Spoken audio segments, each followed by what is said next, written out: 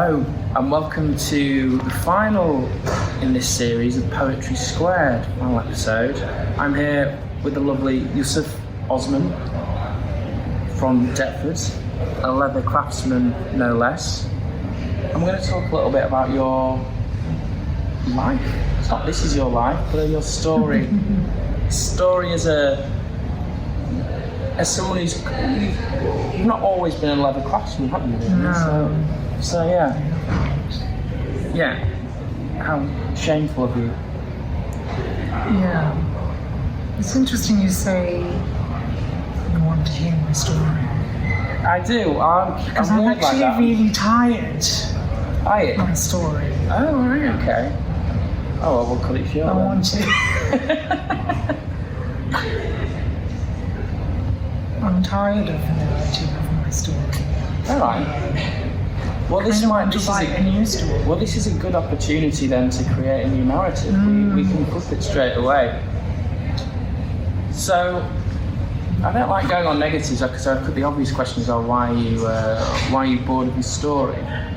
But what I'd rather say, well, where do you want your story to go? Well, if I knew where I wanted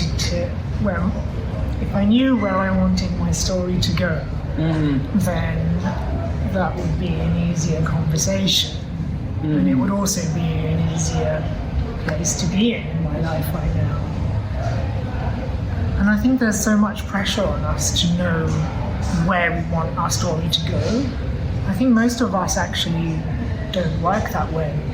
We do something and then we realise what we don't want, and it's a constant moving away from what we don't want to try and figure out where we do want to end up. That's so true. But yet we're all told that we must know where we want to go. We want to go, and there's so much pressure, and especially now with all of the videos, it's like, know what you want, go for it, go get it. Yeah. And I don't think many of us actually are like that. No, what does me about the videos?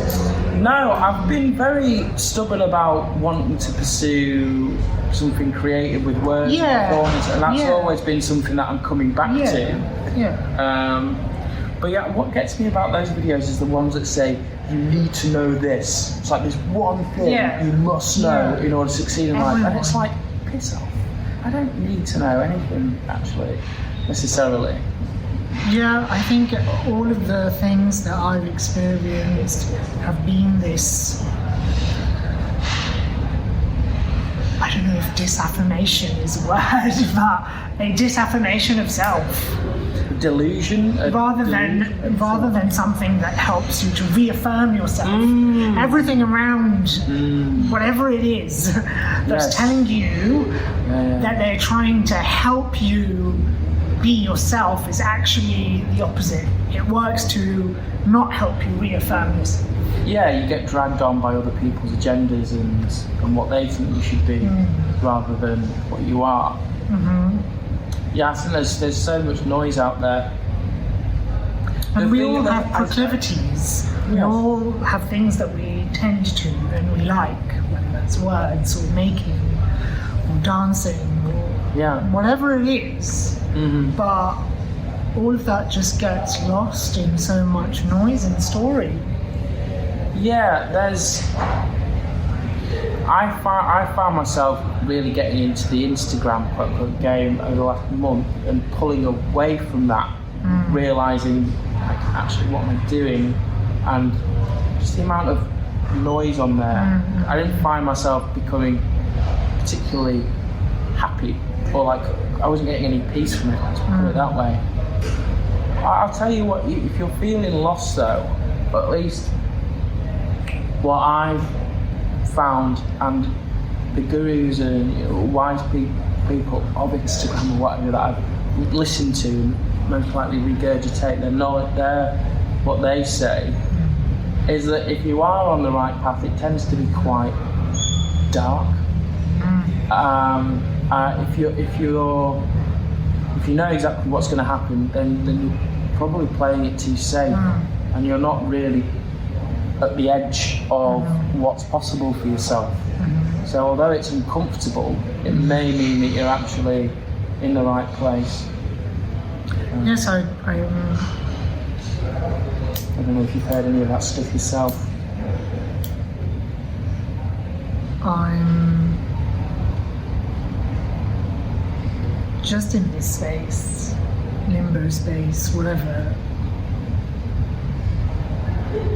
we want to call it, if indeed we are ever in limbo, because we're always moving, so I suppose it's a redundant word, because whether we see it or not, there's change happening all the time within us and around us. I think we're in constant limbo. I think the human experience is a limbic one, because we're between the celestial and the earth, right, and the physical, and we're constantly I believe we're constantly dancing between the two. So it's like there's always going to be that play of future past. Yeah. Now. So either we're never in limbo, always in limbo, but it's a constant. And to, I guess, think it's at that moment in time when it's always is the problem. It's just different because we like to be sure. Yeah, I think we do like to be sure. Certainly. Or we are told that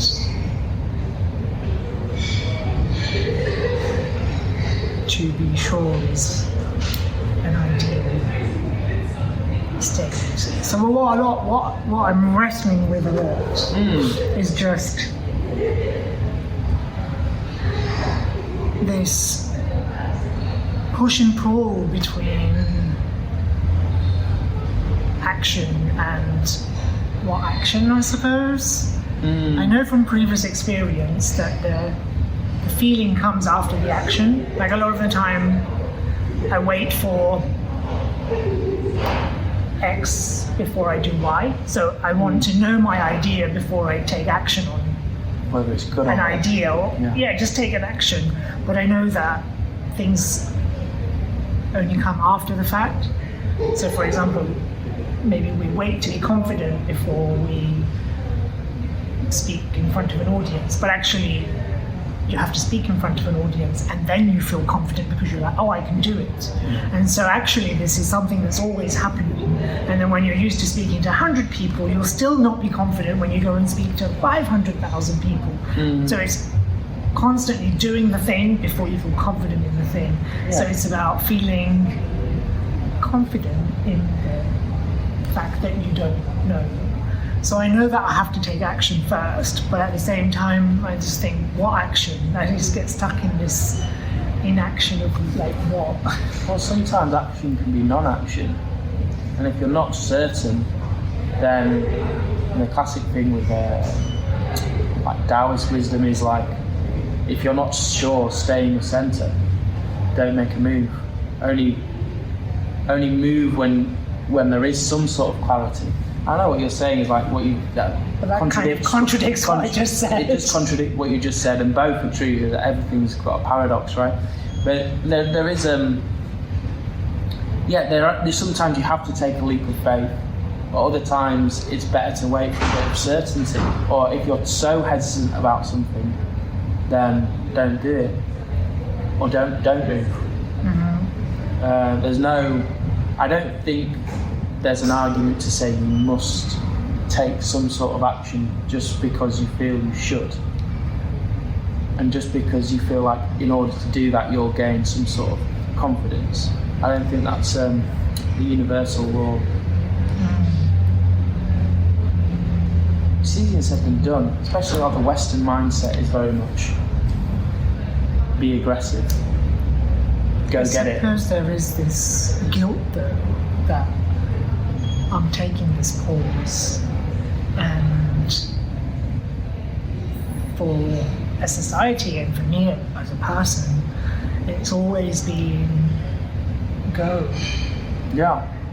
From school, got to pass your exams, got to get to college, to university, get a degree. degree, get a job, leave the job, follow your passion. There's always a forward driving path, and to stop that, which I did earlier this year, and then to be in this space where I'm not really driving anything as such. I dabble a little bit here and there with things, but it feels that I'm wasting potential opportunities that I could be pursuing. Okay. Well, that's different if you feel like you're wasting opportunities. I mean, it's right or wrong, but it just No, feels like not no, it taking doesn't. action. Feels like like I should be taking action because there's only value in action. ooh, that's something to delve into. Because like, is there only value in action? I'd really question that. I mean, it's something I grapple with as well. You know, like I think, oh yeah, if I'm not doing something, I really struggle with it when I'm like, no, I must be filling every bit of my day with something productive. And sometimes I just want to just not do anything. It's like I don't want to sleep, but I don't want to actually do anything. What is doing nothing? Yeah, exactly. And it's sometimes with all the stimulation and the desire in me to feel like I must be accomplishing something because I haven't reached where I should be yet. It's like I don't have a second to waste.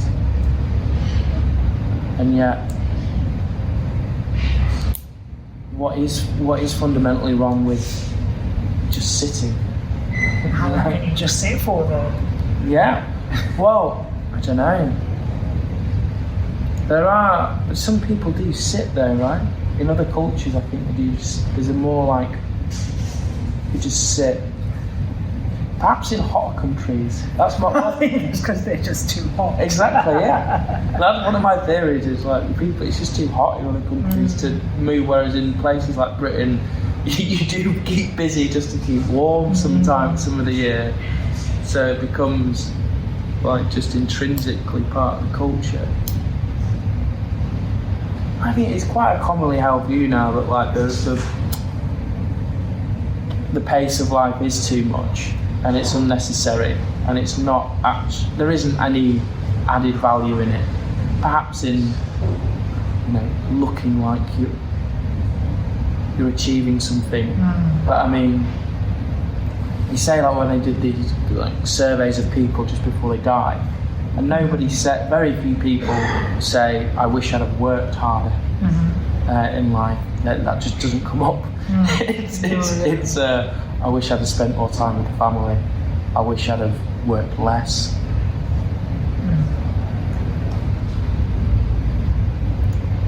Which perhaps is only a realisation you can come to once you are close to death, I don't know. Well, I realised it, and that's why I retired earlier this year. I've taken a sabbatical because I realised that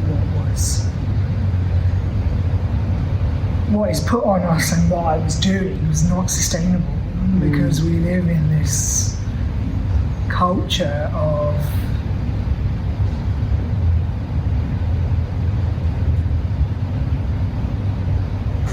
the self, really.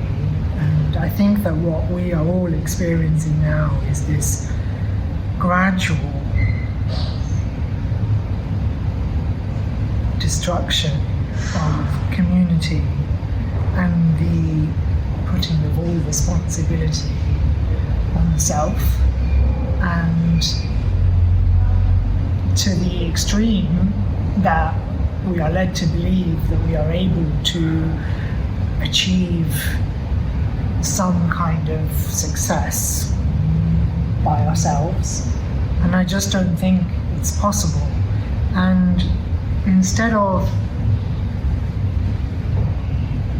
recognizing the problem, all we keep doing as a species is to look over there. So whenever we have problems, instead of finding solutions to problems and improving them, we always find something else and say, look, that's the solution, and then we move on to that.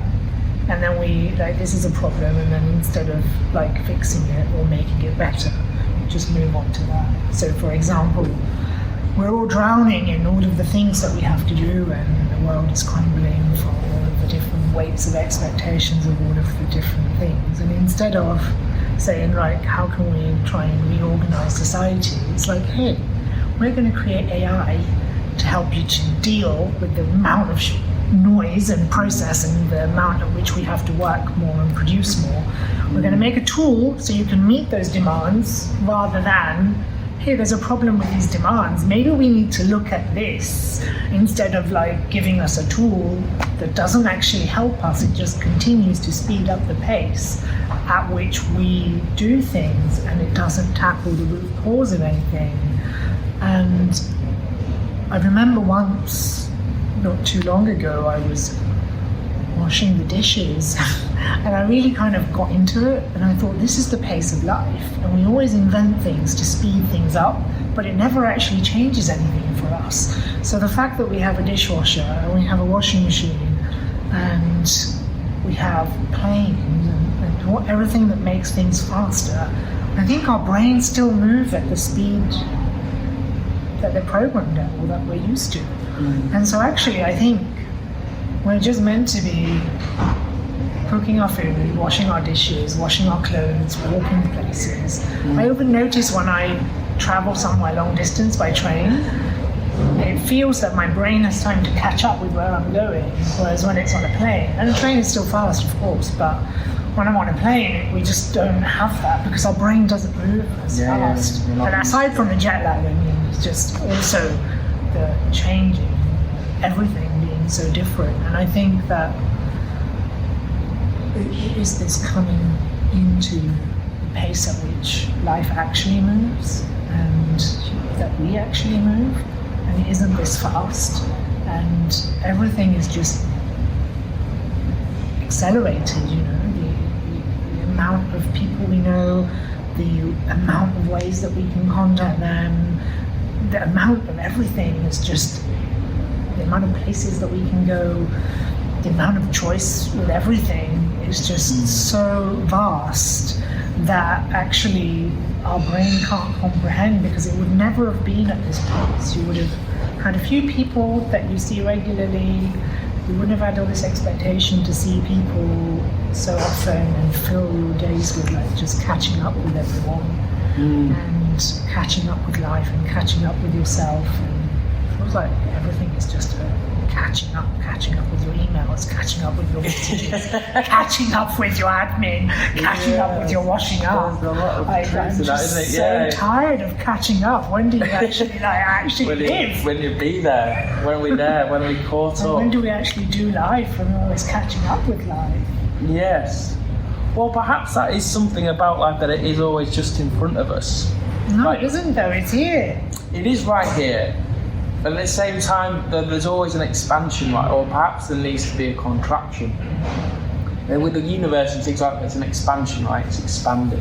So if there's an expansion, there is like something that I'm to grow into something constantly. What you were saying to me, resonated with me hugely. I was thinking about lockdown, when the first lockdown happened, and I remember I've been trying to do this art sanctuary thing, which got shut down with the lockdown. Suddenly ended up doing this ambulance cleaning job as part of the COVID response to it. And all I had was like my job, coming home, and then going to see my girlfriend at the weekend. That was it, pretty much. I couldn't go and see it. I'd play backgammon online with a friend of mine, and that was pretty much it. And I just really enjoyed not having to do so much, and I could go for a walk. I read more. I did another poetry project, which is that summer, if I've got nothing to do, I'll go and write. That's my happy place, or still place. But yeah, I don't. And so many people said that, this is the great reset, this is the great pause, and actually life has become nothing but faster afterwards. I know. That was March with me. I remember when it was all starting to come out, and there was a huge queue for McDonald's. It just opened up the drive-through. There was like 20, 30 cars, and I was like, guys, we just had this moment of enlightenment where we all realised the bullshit of the world, and the first thing you do when we all get our freedom back is queue an hour to get a McDonald's. I was like, okay, maybe this isn't a great enlightenment. Because things have sped up again, haven't they? It's funny what you say about AI. I'm exploring AI at the moment, and I see it as a real potential to give me some time back, and then it can do some very sort of admin-y tasks. For example, for like social media, stuff like that, it can reach far more people than I could in an hour. It can reach thousands of people. What do you mean? Well, through adverts, through engagement, through stuff like that. I don't even know. Can you do that? What do you mean? Yeah, so like it can automate. Obviously, it can automate emails. You can instruct it how to operate your social media. So it can do that stuff, and it can be doing it 24/7. Without a break, while we're doing something else. And for me, I'm interested in exploring that. I'm very much. I've come to this very late. Like Facebook for me came 14, 15, 16, and I was like completely like, no, I didn't get a Facebook account for 8 years after that, and I think that was a bad decision in the end anyway. And it's like I've always been part of the anti-online movement. I'm getting to a point where it's not working being against the technology. So I might as well try something different and actually say, you know what, I'm going to lean into this and see what happens. And I certainly don't want to live a life of being online all day, but perhaps I'm going to have to just accept the world we live in to a certain degree in order to find a balance with it. Well, see, I'd love to live an idyllic life of like being in nature. Like I lived in the woods for a few months, and that was great. And I felt so reconnected to like how we used to live hundreds of thousands of years. Things like collecting firewood and starting to understand that breaking dead branches off a tree is actually like cleaning the forest, almost like like a bird picks nicks off a bear's back or something. That's like, for me, that's what we were doing for the forest, and then we use that wood, and we suddenly part of that reciprocal, harmonious, potentially, way of living and interacting with the world. Whereas the online stuff doesn't feel like an interaction with the natural world. That goes without saying. Why am I doing it? Because I do believe in like there is a change, and time does move forward. There's no real sort of. There's never been a return. Some people return back, but they don't go back. Yeah. But time doesn't move forward. Have you read that book? Go on. Which one? I don't remember. It's like 4,000 Weeks or something. No, I don't know that.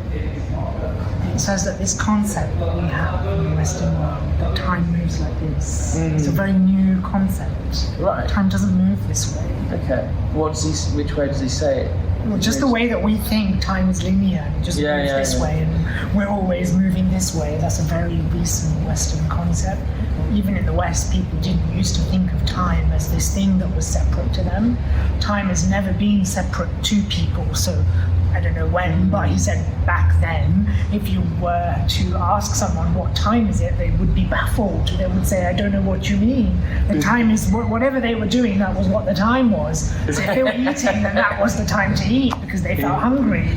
Or if they were working, then they had to work. they didn't have this concept of time being external, but time became externalized when factories came in, because then the time had to be owned, had to be measured. Your time had to be measured. What time you had to be somewhere, what time you took your break, what time, how long you worked. So only then time became externalized, and people started saying, I'm late for work, I'm late for here, I've worked this much, it's time for my break now, it's time for my weekend now, and those kinds of things. I get that, and I could see that. And I know that, constantly say that time doesn't really exist, it's an infinite thing, you can jump through space and time at any given time.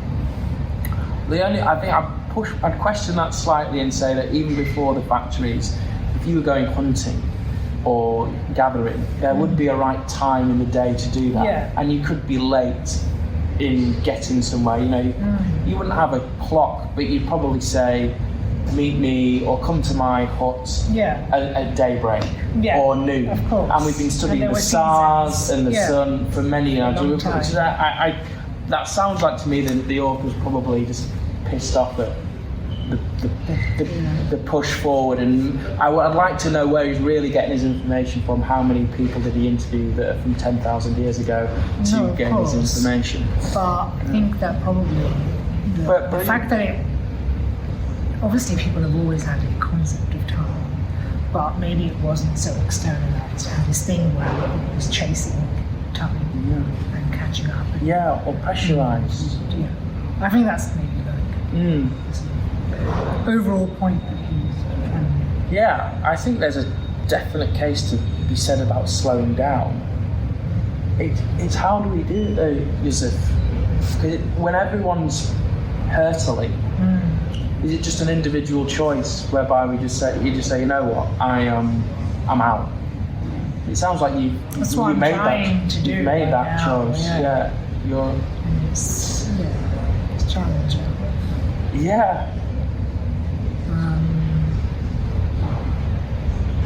I did a day. I got this. Joined this course, like a business course, and one of the modules is about time management, productivity, which is what we're talking about.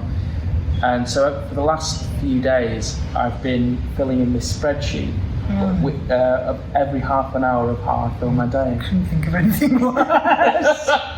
You know what? And it's been terrifying at points, but it's really super heightened my awareness about what I'm doing with my time. Because it's like it could be seen as like, oh God, I've got all this pressure. But at the same time, I've got all this preciousness about, I only have a finite amount of life. And so I have been guilty of wasting time. You can't waste time. That's the whole point of this book. The book is like, we all have 4,000 weeks or something like that. Okay. That's what in our lives. Well, I think we can put our time to better use, and if I'm not enjoying or I don't feel like I've done enough, and it could go back to accomplishment. And I don't think that's a bad thing to want to do something with your time. Maybe you're always doing something with your time. What is accomplishment? Well, that's true. If as long as people are feeling satisfied with what they're doing, then to me it doesn't matter what you're doing.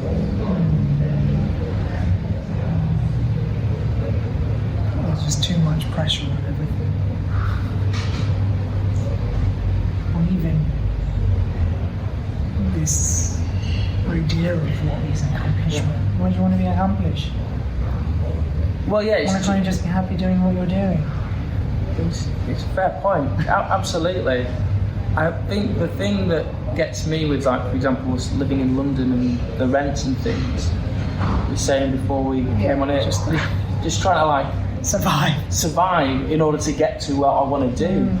Is because I'd be quite happy if I could just write in the morning for like 3-4 hours a day.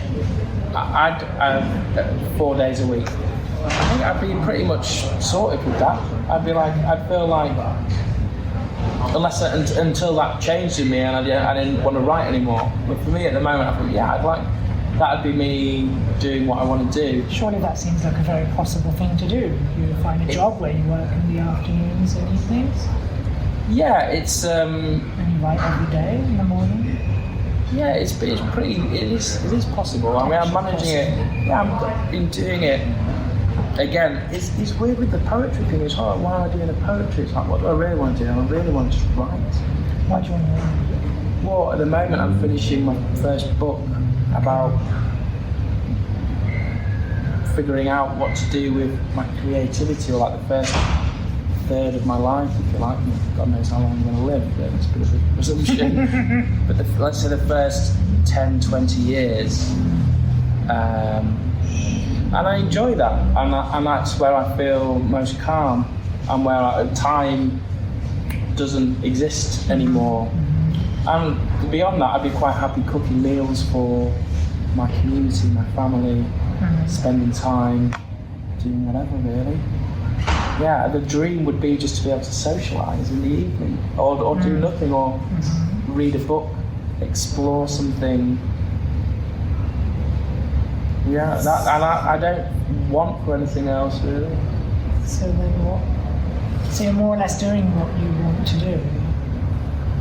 More or less. That is only like a very recent thing. Okay.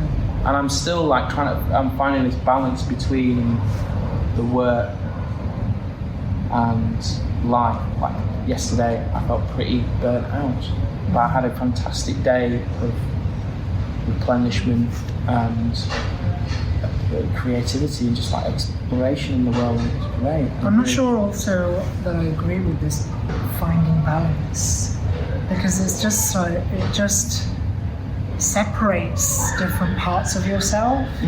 So again, I think it comes from work being externalized, and I'm not saying that things were all idyllic back in the day, because people were making stuff and they didn't have much money, and just because you were doing, we romanticize arts now, or crafts, but I don't think there was ever a time when a crafts person was just living an idyllic life. Like, you may have been making money from what you were doing, but you may not have had a lot of money, and you would have been working really long days.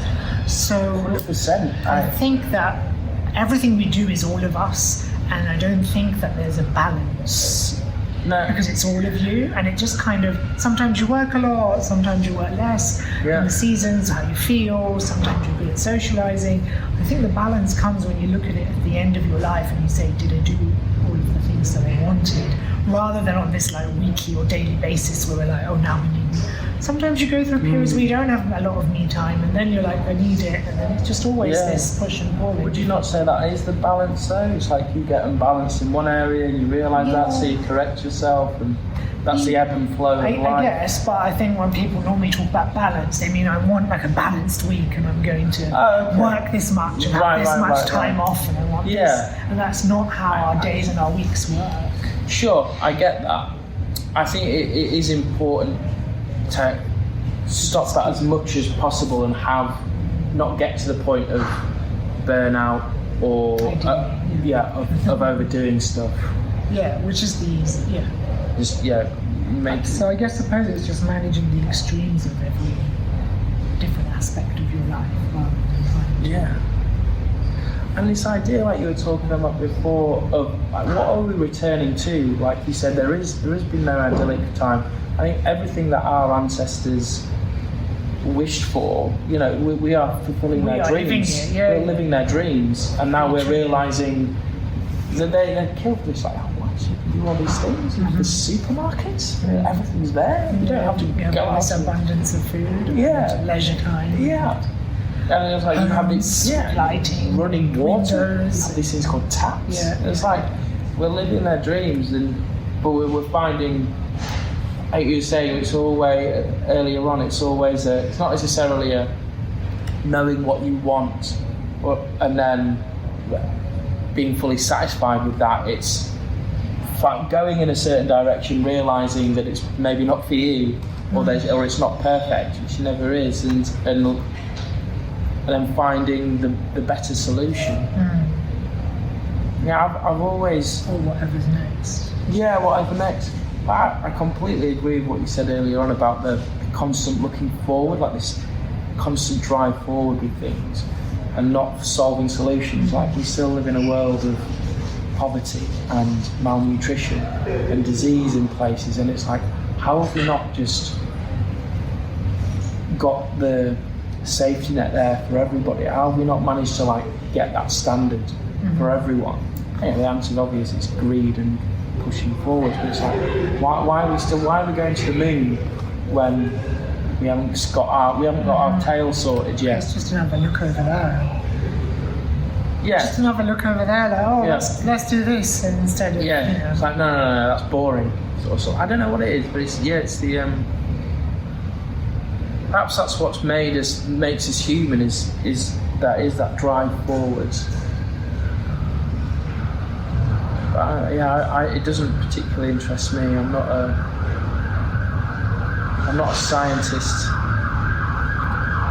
I think that there is something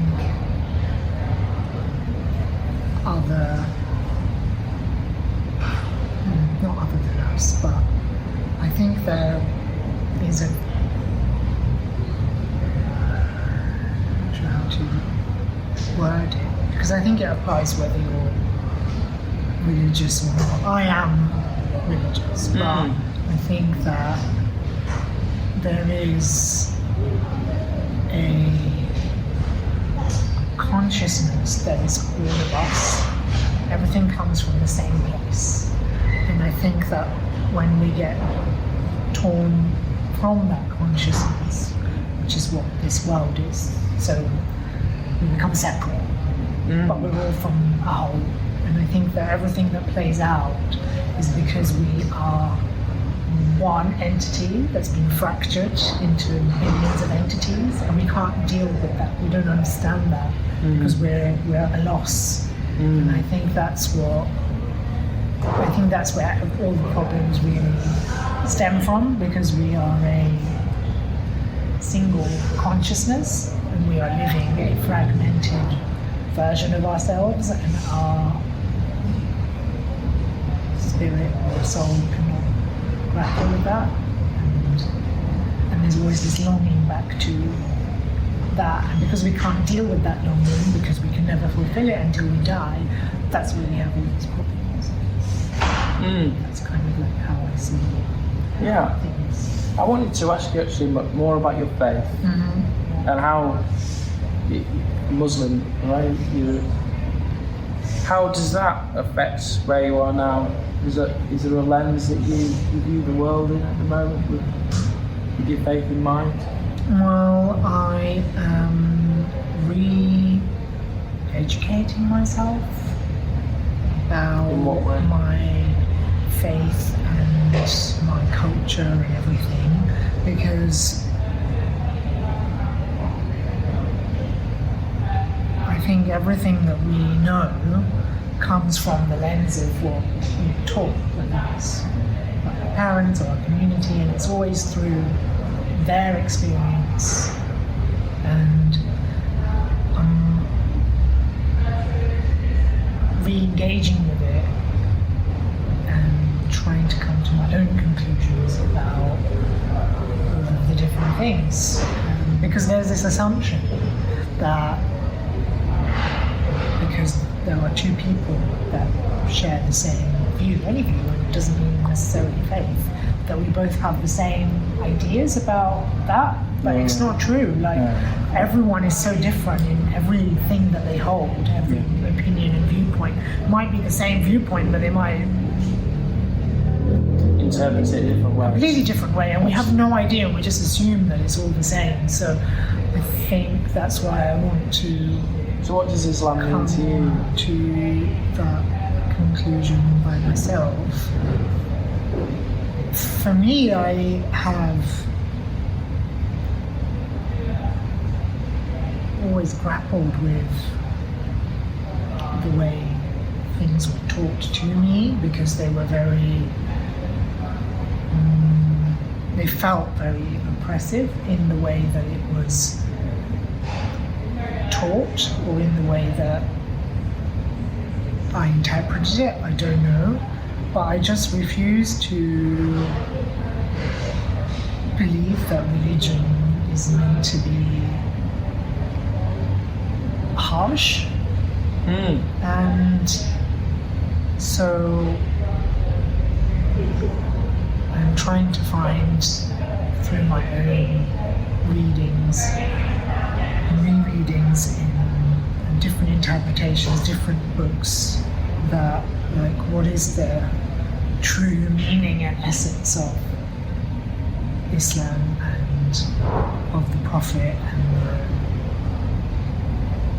the times that they were living in. Like what really does it mean? Because you hear a lot about Islam being a religion of peace, but like how I wanted to like find out what does that really mean for myself, because growing up it was all just you have to do this, you have to do this, you have to pray, you have to do this, otherwise you're going to hell. There wasn't like the peace and the love, like you didn't feel that as much. And so that's what I'm trying to find.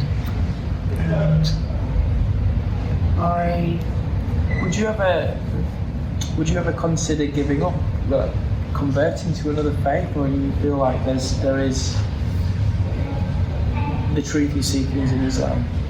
I haven't really explored any other faiths. The only thing I've explored is whether Islam is, or whether the existence of God is real. And I think for me, even if I were to say, oh, it's not true, I wouldn't believe it. I do think that there is something else. So I think the presence of God is indisputable for me. So I can't really. Yes, because I can't think how could we possibly exist without something. Some people do. Yeah, they do. I just don't. Yeah, they do. Yeah. But I don't. That's where I'm at. I don't see how it possibly could be anything else. There has to be some sort of creative force. So even when people ask me, what about this, and what about that, and what about this terrible thing, or what about that terrible thing in your religion? So you can tell me all of the things, you can like show me all of the things, but at the end of it, there's just a feeling that I have that it's true, and that's it. So I have to go by that feeling. Even if I were to say, I'm not a Muslim, it's not true. It just doesn't sit right with what I believe. And so I still believe that this all was created, so it wouldn't make sense for me. So even if you try and have some intellectual debate with me about it, I'll say, well, yeah, I'm happy with things not making sense. Yeah, and I think lots of people with faith, they want like it all laid out and it all to make sense and nothing to contradict anything and everything to be like, they want like God to be there before they say yes, and probably then they'll still say so. Yes. I mean, that's not what faith is. No. It's illogical, isn't it? That's the problem, isn't it? Or is it logical? I don't know. Well, like what you're saying. To me, it's the logical conclusion of everything I see. Yeah, me too. As you said, I can't see anything other than that. It's like as obvious as the light going into my eyes. But there's, there is again. It's this intellectualization of faith that was always going to leave people wanting, because it's not. You can't intellectualize it. People have, but it doesn't work on that level. So beyond any of our intelligence. Although they say, have you heard of this thing called the Akashic records? It's like these records basically that we all have access to, that's a record of everything that's ever been and ever will be. And if we know how, we can access them basically. It's like more than memory, it's like infinite knowledge and wisdom. And that's there. I certainly believe that there's more than the physical plane. of existence. I don't know how many planes of existence there are and how they all work. Did you have a faith, or do you just have a genuine sense of God? I was brought up in a Christian Church of England house, which I found very boring, and thought I'd quite early on twigged that God didn't exist. So I was like an atheist for quite a while, or at least an agnostic. Yeah. And then I've become more spiritual and through writing, really, and the things I've done through that and the experiences. I went to a spiritualist church yesterday, and this guy, I've never been to a clairvoyant thing where people are there waiting for messages from the dead. And this guy's just picking people out, including myself, and telling us messages from people, using names, using specific details. There's the skepticism around this kind of thing is like, oh, they're just talking generality. It could be anything for anyone. It just couldn't be. And so for me at that point, it's like, I am absolutely now of the opinion that it's definitely a spirit world. I know some people say they can see things, I can never see things, but I get messages for people, and I can feel like things like that. How that fits into God, I don't know. It's like you talk about the interpretations. God means so many different things to so many different people. I talk about like consciousness and how you described we're all a fragment of consciousness and we've been split, and if we have any purpose in life, it's to return to that oneness and that awareness and realization that we are just part of this whole, and that for me is God.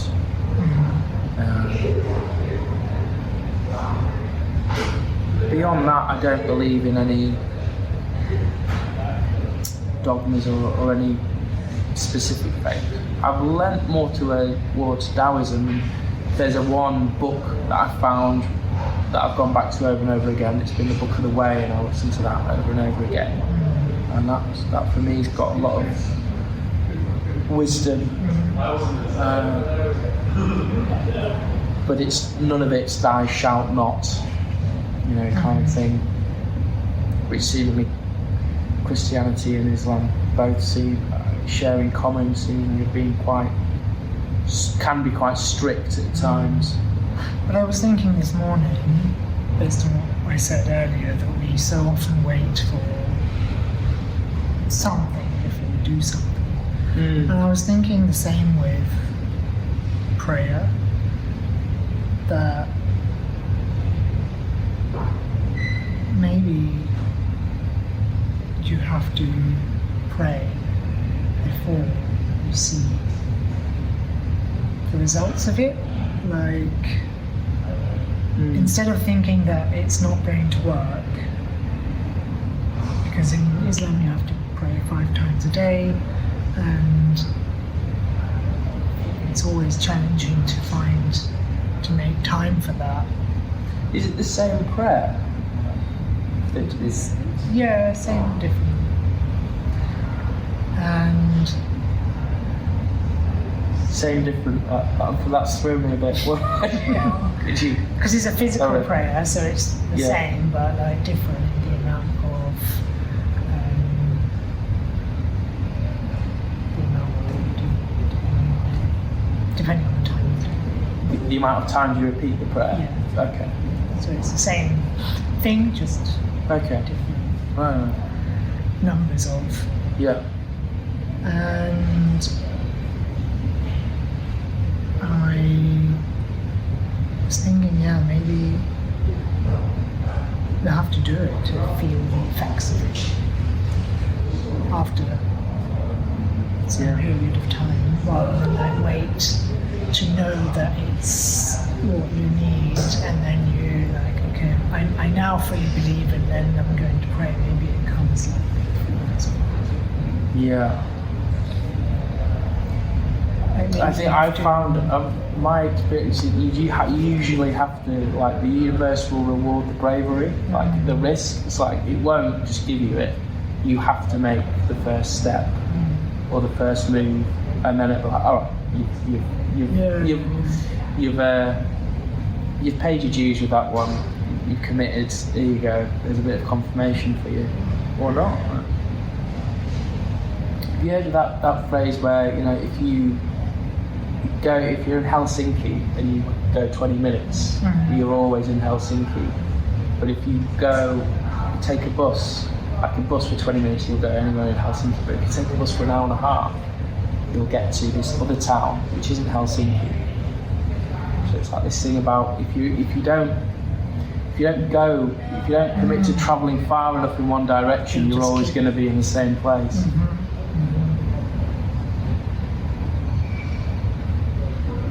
Yeah. I think part of why it feels really challenging at the moment is because either it is, or I'm saying to myself that it is. I feel, and I know that this is a very privileged place to be, is that I have like I could possibly do whatever I want to. So, and I've always felt that to some degree, because generally people make changes based on something. If they want to move, usually there's a job, there's a family, there's a partner, there's a study. I moved to London because something brought me here, a study. So there's usually something that makes people make a change. And when there isn't anything, which I know is a very lucky place to be, I have to say that, so I hope, because that's the perspective of it. I could do whatever I want, I could move wherever I want, and can do anything. You know, I work independently. I'm not bound by any decisions. So when there is a world of infinite possibilities, then you end up choosing none of them. Well, sit in this inaction, you know. Yeah. So that's kind of flipping a coin. Yeah, I could flip a coin. Maybe I'll have to two. resort to that. Maybe I'll have to. But then I have to pick the two. Yeah. Out of what? Should I have to pick a coin to pick the two? Maybe if you get it down to 50 first, and then just halve it every time until you get and round it down to 2 at the end. I have to make a list of 50. Yeah. Okay, that seems broad enough. Yusuf, it's been a pleasure. I think we should leave it there. But thank you very much. Flip a coin. Yeah, flip a coin. There we go. And that's it. That's the last Poach Scared. We're off. We're going to be coming back with a new show, all being well. We'll see what the summer brings. In the autumn, we'll have something new. So stay tuned for that.